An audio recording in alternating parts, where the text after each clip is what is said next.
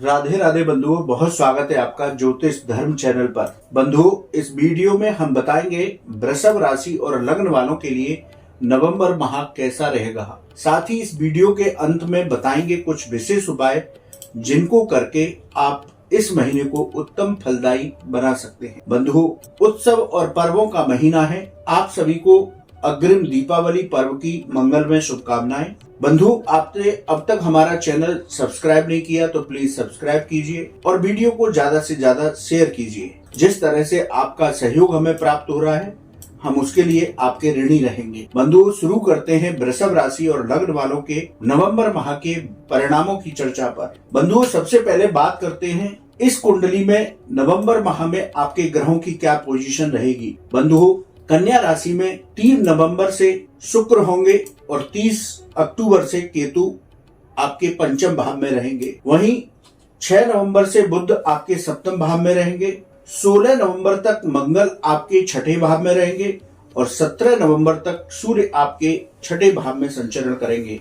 मंगल 16 नवंबर को राशि परिवर्तन करके आपके सप्तम भाव में जाएंगे और सूर्य 17 नवंबर को राशि परिवर्तन करके आपके सप्तम भाव में वृश्चिक राशि में गोचर करेंगे। 4 नवंबर से यहाँ पर शनिदेव मार्गी होंगे।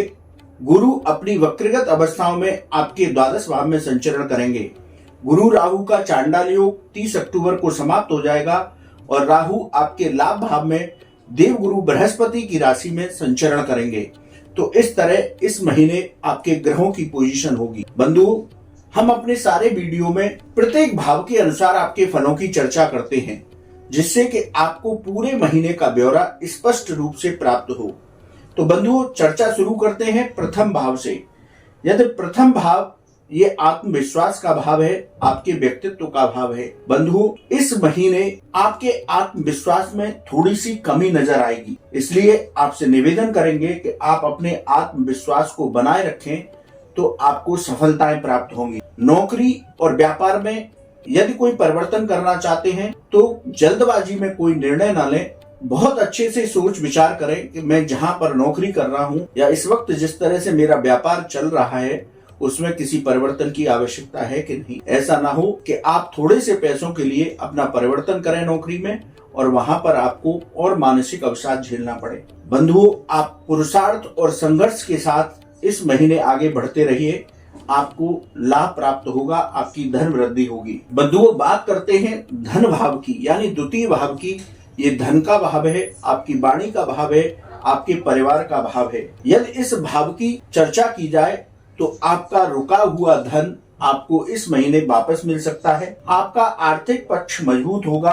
परिवार से भी आपको अब सहयोग प्राप्त होगा। जो लोग कमीशन से जुड़े हुए हैं उनको विशेष लाभ प्राप्त होगा। स्टॉक मार्केट में भी यदि आप निवेश करते हैं तो स्टॉक मार्केट से भी आपको लाभ प्राप्त होगा। बंधुओं, बात करते हैं अब पराक्रम भाव की। पराक्रम भाव पर राहु की दृष्टि रहेगी, इसलिए नौकरी और पदोन्नति में आपके विशेष योग बनेंगे। नौकरी में स्थान परिवर्तन करने से भी आपको लाभ होगा। आप सकारात्मक सोच और पराक्रम को बनाए रखें तो आपको सफलताएं प्राप्त होंगी। पिछले दिनों आपके जो काम रुके हुए थे वो काम अब पूरे हो जाएंगे। जो लोग आईटी फील्ड से जुड़े हैं उनको विशेष सफलताएं प्राप्त होंगी और भाई बहनों और मित्रों का आपको सहयोग प्राप्त होगा। तो बंधुओं, पराक्रम भाव यानी तृतीय भाव आपको बहुत अच्छे फल देने वाला होगा। अब बात करते हैं बंधुओं चतुर्थ भाव की। चतुर्थ भाव पर शनि की दृष्टि रहेगी। सूर्य की राशि है। सूर्य और शनि में शत्रुवत संबंध है। ये भाव भूमि, भवन, वाहन, माता और हृदय संबंधी मामलों का भाव है। तो यदि इस भाव की चर्चा की जाए तो 16 नवंबर तक हृदय रोगी थोड़ा सा अपने आप को संभाल करके रखें। जमीन जायदाद खरीदते समय सावधानी रखें। प्रॉपर्टी यदि कोई खरीदने जा रहे हैं तो कोई जल्दबाजी में निर्णय न लें। सारे पेपरों को अच्छी तरह से जांच लें। 17 नवंबर के बाद जब सूर्य आपके सप्तम भाव में संचरण करने लगेंगे, यानी कि संक्रांति होगी, सूर्य संक्रांति, तो यहाँ पर 17 नवंबर के बाद आपको प्रॉपर्टी से विशेष लाभ होगा। नया वाहन खरीदने का योग बनेगा। बंधुओं, बात करते हैं अब आपके पंचम भाव की। पंचम भाव उच्च शिक्षा का भाव है। पंचम भाव आपके संतान का, आपके प्रेम संबंधों का और आकस्मिक धन लाभ का भाव है। यदि इस भाव की चर्चा की जाए तो स्टॉक मार्केट में जो लोग निवेश करते हैं वो लंबे समय के लिए निवेश करेंगे तो उनको लाभ प्राप्त होगा। प्रेम संबंधों में कोई जल्दबाजी ना करें, यानी कि किसी निर्णय की स्थिति पर ना पहुंचे। विद्यार्थियों का मन थोड़ा सा भटक सकता है, तो इसलिए विद्यार्थी अपने मन को अपनी पढ़ाई में लगाए रखें। गर्भवती महिलाएं यात्रा के दौरान विशेष सावधानी बरतें। संतान पक्ष से भी आपके वैचारिक मतभेद हो सकते हैं, तो संतान के साथ आप सामंजस्य बना करके रखें। बंधुओं, बात करते हैं आपके छठे भाव की। छठा भाव रोग, ऋण और शत्रुओं का भाव है। यहाँ पर मंगल और सूर्य बैठ करके विक्रम नामक योग बना रहे हैं, लेकिन 16 नवंबर तक आप अपने धन को इस तरह से व्यवस्थित करें कि कर्ज की स्थिति ना बने। तो 16 नवंबर तक आप कर्ज की स्थितियों से बचने का प्रयास करें। अपने धन को सही तरह से सुव्यवस्थित करके चलें। हड्डियों के रोग आपको परेशान कर सकते हैं। यदि आप शुगर के पेशेंट हैं, डायबिटीज के पेशेंट हैं, तो अपनी दवाओं का विशेष रूप से ध्यान रखें। लेकिन यदि शत्रुओं की बात की जाए तो शत्रुओं की बाधाएं अब आपकी दूर होने वाली होंगी। बंधु, बात करते हैं सप्तम भाव की। वृश्चिक राशि के साथ में बुध विराजमान है। 16 और 17 नवंबर पर यहाँ मंगल और सूर्य भी आ जाएंगे। तो ये भाव आपके जीवन साथी का भाव है, गृहस्थ का भाव है, व्यापार और व्यापारिक साझेदारियों का भाव है। यदि इस भाव के फलों की चर्चा की जाए तो एक्सपोर्ट संबंधी काम से लाभ प्राप्त होगा। आईटी और मेडिकल से जुड़े हुए जो लोग वृषभ राशि और लग्न वाले हैं, उनको भी विशेष सफलताएं और लाभ प्राप्त होगा। व्यापार में आर्थिक लाभ के अवसर प्राप्त होंगे। गृहस्थ पक्ष से जो पिछले दिनों आपकी मन मुटाव चल रहा था, वो अब मन मुटाव दूर हो जाएगा। जीवन साथी के साथ आपके संबंध मधुर होंगे। व्यापार में यदि कोई नई साझेदारी करने जा रहे हैं तो बहुत सोच समझ करके निर्णय लें, तो सप्तम भाव आपको उत्तम फल प्रदान करेगा। बंधुओं, बात करते हैं अब आपके अष्टम भाव की। यहाँ पर देवगुरु बृहस्पति की राशि है। देवगुरु बृहस्पति का दृष्टि संबंध रहेगा, तो विदेश संबंधी मामलों में आपको सफलताएं प्राप्त होंगी। विदेश से आपको आर्थिक लाभ प्राप्त होगा। जो लोग रिसर्च से जुड़े हुए हैं, उनको भी विशेष लाभ यहाँ पर दिखाई देंगे। बंधुओं, बात करते हैं नवम भाव की। भाग्य का भाव है, धार्मिक का भाव है, उच्च शिक्षा का भाव है। तो बंधुओं, नवम के अधिपति दसम भाव में संचरण कर रहे हैं, यानी कि ये बहुत योग कारक स्थितियों का निर्माण हो रहा है।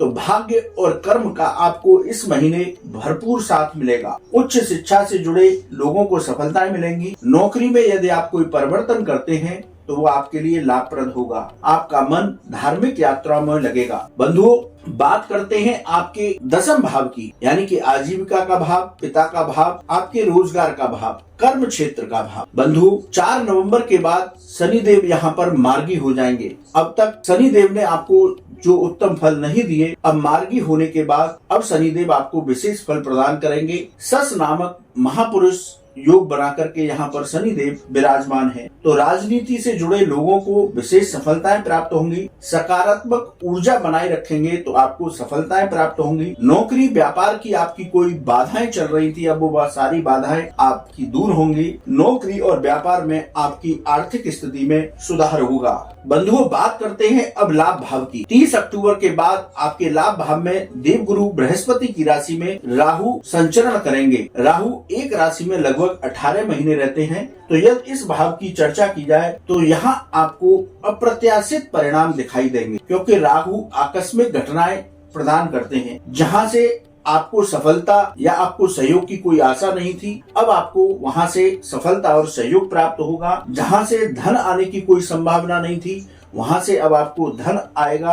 आपकी मेहनत इस महीने व्यर्थ नहीं जाएगी। तो आपको लाभ भाव के, एकादश भाव के बहुत अच्छे फल प्राप्त होंगे। बंधुओं, बात करते हैं द्वादश भाव की। यहाँ पर देवगुरु बृहस्पति मेष राशि में मित्र राशि में संचरण कर रहे हैं। द्वादश भाव विदेश संबंधी मामलों का भाव है, कोर्ट कचहरी का भाव है, आकस्मिक खर्चों का व्यय का भाव है। तो बंधुओं, सामाजिक कार्यों में आपका धन खर्च हो सकता है। व्यर्थ के खर्चों पर आप नियंत्रण रखने की कोशिश करेंगे तो आपका बैंक बैलेंस अच्छा होगा। विदेश संबंधी मामलों में देवगुरु बृहस्पति आपको अब सफलताएं दिलाने वाले होंगे। यदि कोर्ट कचहरी में भी आपका कोई विवाद चल रहा था तो उसमें भी आपको सफलता प्राप्त होगी। तो बंधुओं, वृष राशि और लग्न वालों के लिए हमने बताया प्रत्येक भाव आपको किस तरह के फल देगा। अब चर्चा करते हैं आपके शुभ तारीखों के बारे में। तो 1, 3, 4, 5, 12, 13, 19, 20, 22, 28 और 30 तारीख ये आपके लिए विशेष शुभ रहेंगी। इनमें आप अपनी कोई मीटिंग या कोई डील का काम कर सकते हैं। वहीं यदि अशुभ दिनों की बात की जाए, अशुभ तारीख की बात की जाए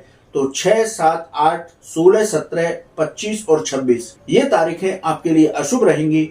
तो थोड़ा इन तारीखों में संभल करके रहे, सोच समझ करके आगे बढ़ें। बंधुओं, अब बात करें वृषभ राशि और लग्न वालों के लिए कुछ खास उपायों की, जिनको करके आप इस महीने को बेहतर बना सकते हैं। दीपावली का पर्व है, आप महालक्ष्मी के मंत्रों का प्रतिदिन जप करें, तुलसी के पौधे पर जल चढ़ाएं और बच्चियों को खीर का दान दें, तो ये महीना आपको बेहतर परिणाम देने वाला होगा। बंधुओं, आपको ये वीडियो कैसा लगा आप कमेंट बॉक्स में लिखें। आपका यदि कोई सवाल है आप हमारे व्हाट्सएप नंबर पर लिखें, हम उसका जवाब अवश्य देंगे। राधे राधे।